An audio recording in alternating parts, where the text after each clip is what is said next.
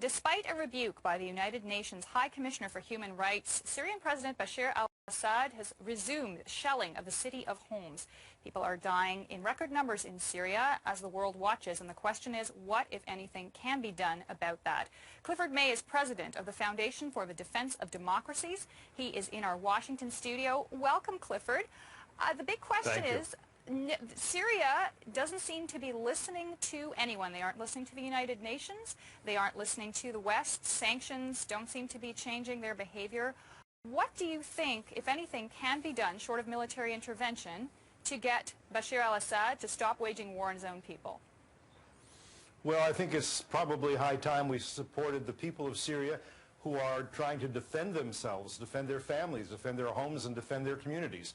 They need medical assistance, they need supplies, they need equipment, they need help with communications, and yes, they probably need, and in fact I know they need some small arms, because right now they don't have enough arms to protect themselves while the regime is doing such things as shelling innocent civilians in the buildings where they live and then shooting them when they rush out. This is a real human rights catastrophe and crisis, and to which we're not responding adequately.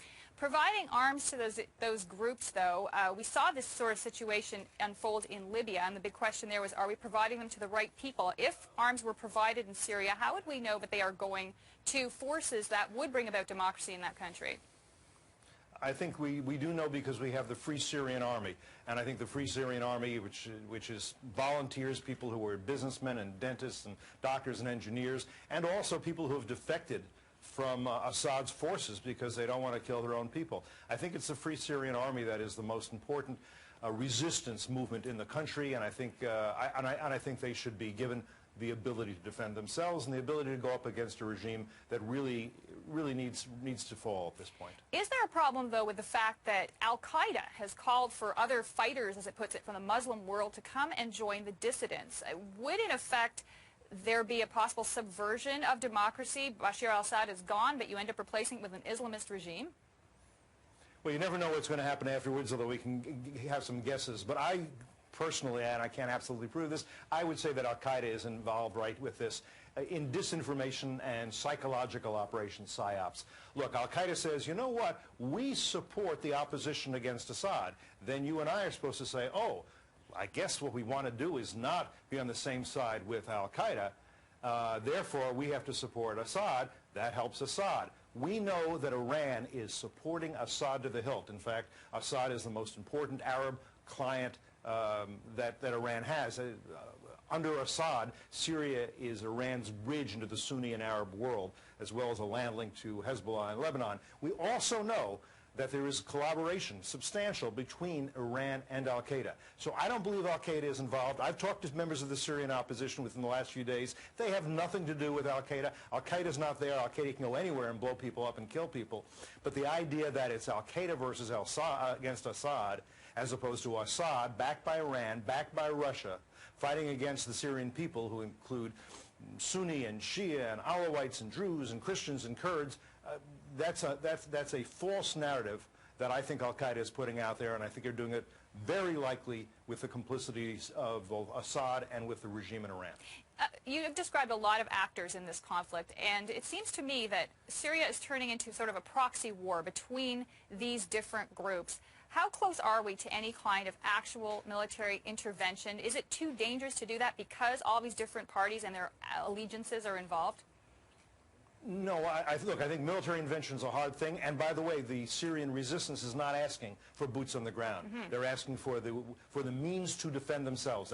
That's all they're asking for. They're not asking for any foreigners. The foreigners that are already there are Iranian and Lebanese Hezbollah. They would like foreigners out. Now, should Assad fall, it will be tricky for these various groups that make up Syria, the various ethno-religious groups, to get together and find a modus vivendi, a way to live together. And they can be helped to do that, and it may not work out entirely. Nobody can guarantee or promise that. But I think there's at least a shot that they could have a decent power sharing among these various groups that make up the nation of Syria at the moment, and which for 40 years have been under the jackboot of the Assad dynasty. And if you look at also the Free Syrian Army and the resistance movement, and you talk to these folks, and again I have, through secure communications, what you find is that they say, we have within our group We have Kurds and we have Christians and we have Druze and we have all these different groups, and we are all united in fighting Assad. We are not sectarian, and we don't want to have sectarian problems afterward. Can that be guaranteed? No. Is there a fair shot at that? Yeah, I think there is. Well, that's just the question, is what happens afterwards. Now, the situation in Libya has not turned to any kind of sectarian violence, but is that the main reason that people are so wary in Syria? I mean, President Obama has said, you know, Assad's days are numbers, but these words sound pretty hollow when there hasn't been any real movement beyond sanctions to change the situation. That's right, and there are two things to keep in mind here. One is we, the West, intervened in Libya because of a humanitarian crisis where people didn't want to see Benghazi leveled, razed to the ground by Gaddafi's forces. Well, if there was a humanitarian crisis in Libya, there's really a more serious humanitarian crisis right now in Syria. 7,000 Syrian men, women, and children have been killed. But the other difference is this: the West didn't have a great strategic interest in Libya. After all, Gaddafi, a bad guy, he was cooperating with the West.